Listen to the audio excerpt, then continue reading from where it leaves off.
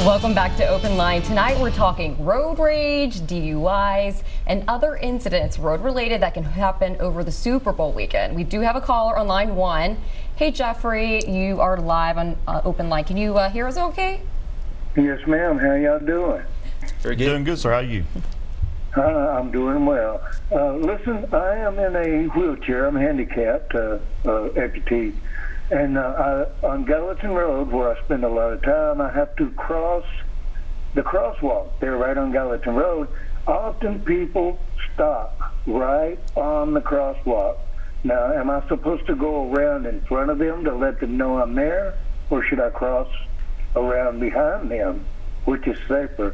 And while I still have the light, some people who are making a turn on red fail to stop, and they come right at me, and I'm way too far in to try to avoid them. Luckily, I missed them, but it's been close. So I guess the first question is what I'm seriously asking. Yes, obviously the car is not supposed to block the crosswalk, period. Yes, sir. And that is for your safety and other pedestrians or mobile pedestrians going through the crosswalk.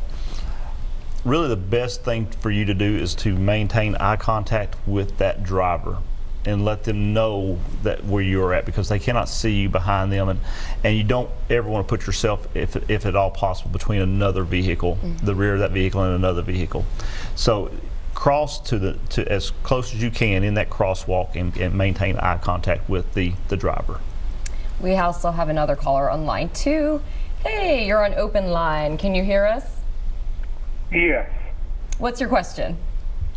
If the car is on metro property and then the intoxicated person gets in their car, but instead of driving just goes to sleep, which the homeless are going to do anyway, what do you do in those cases? I'm sorry, I apologize, I didn't understand. Yeah, well, I don't understand your question. Could you rephrase it? Okay, Metro Council legislated sleeping in your car in 2006. So if someone goes to a party or to a bar and drinks too much, and they get in their car, but instead of attempting to drive, they just go to sleep, what do you do in those cases? Well, that... Got it. So if he's saying if you fall asleep in your car drunk, say you leave the party, and instead of driving home from the bar or the party, you fall asleep in it, what happens? Well, by state law, you're still driving under the influence. Even though you may not be driving, you're in physical control of your vehicle, so you can still be charged with the same laws as if you were driving, so or violations of the law. So that is DUI. And I would also, just to add to that, you know, especially with the weather right now, how cold it is, people falling asleep in their car, especially with their car running, they are really at risk of carbon monoxide poisoning, and that's something that they would, they're not going to have any awareness of, not only because they're intoxicated, but because there's just not an awareness to carbon monoxide poisoning when it happens. And so I would really caution people, certainly don't drink and drive, but sleeping in your car, running or not running, with being intoxicated, perhaps having passed out, becoming hypothermic, all those things can compound the problem, and as well as you can be charged. And that's very good points. Very. Could I ask a question? If somebody is under the influence and actually intoxicated and passes out, what are the risks there mentally or coherently? What happens when you pass out? Well, when you pass out, so your body is just essentially shutting down. You've consumed enough alcohol that the normal brain function, the normal level of arousal and responsiveness has just gone. And some of the things that we worry about, and there have been high-profile cases in the past where people vomit when they're passed out, and they can aspirate on that. They can develop serious lung problems, but they can also simply just suffocate from that. They can pass out in a way where they're no longer breathing, and or they can't get enough air. And the other thing that can happen is just we're not really designed to lay in one position for long periods of time, and so you can actually start seeing muscle breakdown. And it's not uncommon to get some people that have passed out going into kidney failure because the muscles that they've laid on for 8 or 10 hours have really just started to break down, and that can be certainly life-threatening and sometimes life-ending event. That's a good point. I believe we have Sordo. Am I saying that correctly? Sordo on line 1. Can you hear us? Yes. What's your question? I have a question. I'm in a disabled vet, and my wife takes me a lot to the VA hospital over in Nashville. And a lot of times we have run into road rage. What is the law if we defend ourselves if something like that happens to us, that we get threatened by somebody that is drunk or something like that?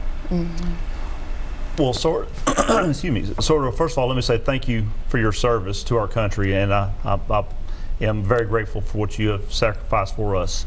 If you are ever encountering yourself in a road rage situation, first, please try to back out of that as quickly as possible. Notify law enforcement. Allow law enforcement to come and handle the situation.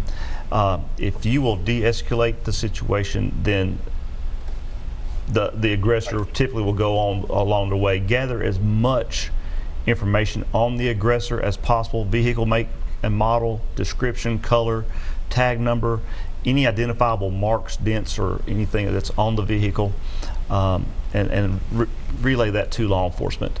Obviously, if you have to defend yourself, there are self-defense laws in Tennessee, but we really strongly, first of all, stress back away from the situation. Does that answer your question? And as far as defense, or kind of what did you mean? No, I just, I'm trying to find out, being disabled, and that's one of the things that I feel I lost, that ability to defend my wife. So I'm armed, and I just want to know. I'm not willing. I don't want to use it or anything like that. I just want to know if that is, if it came to that even if I tried to avoid it. Well, as a gun carry permit holder, you have the right to defend yourself, someone else, or the property of someone else. Again, you have that right to defend yourself, but that really should be at the last resort. If you can back away, and I'm not trying to be confrontational or anything, but I do understand where he's coming from. He wants to be able to defend his wife, but we need to take himself and her away from the situation. That's the best way to protect her, and not try to make it out to be anything more or less than that. De-escalation. De-escalation. Do you guys have any points on that topic? Well, I would just say to echo what you're saying, leave it to the professionals. These are situations where even professionals who have been trained in this with the heightened adrenaline and the stress of the situation, you want people who have trained for that.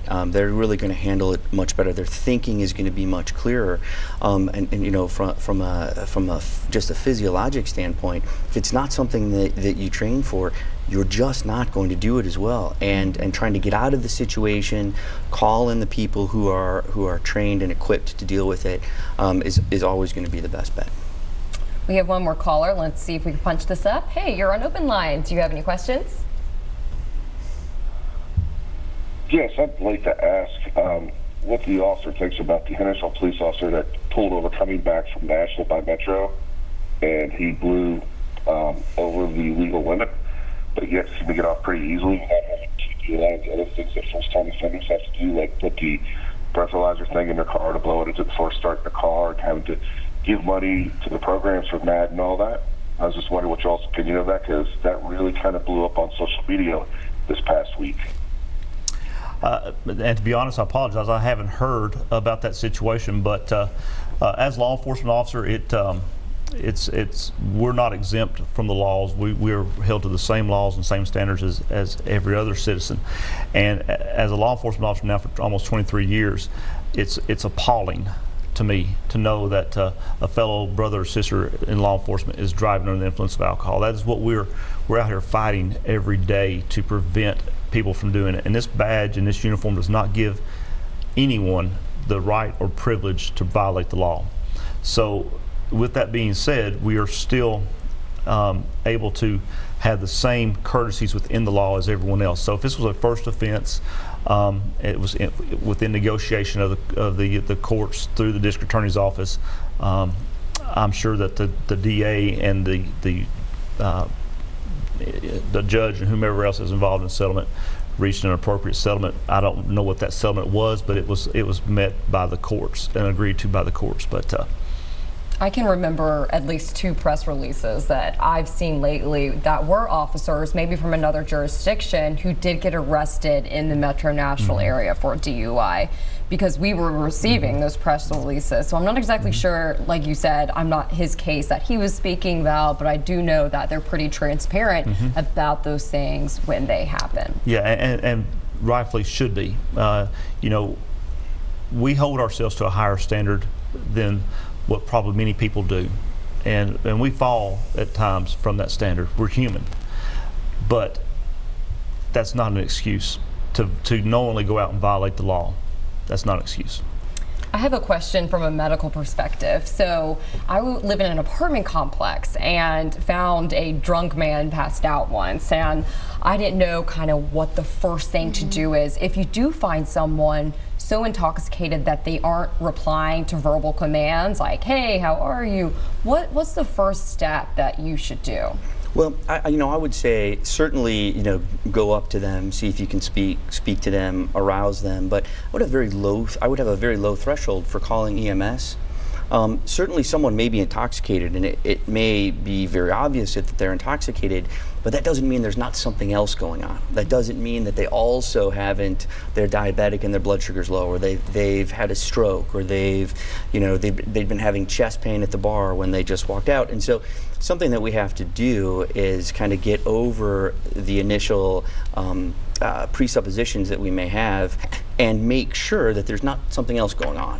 And then certainly, we often see folks that are just intoxicated in the emergency department, and help them to, our ER physician colleagues help them to sober up and get home safely. But that's the biggest thing I would say is pay attention to it, but don't just assume it's from the alcohol. And you guys, please call in. We have no one waiting right now, 615-737-PLUS. We would love to hear from you, and we'll have more on road rage and DUIs coming up after this break.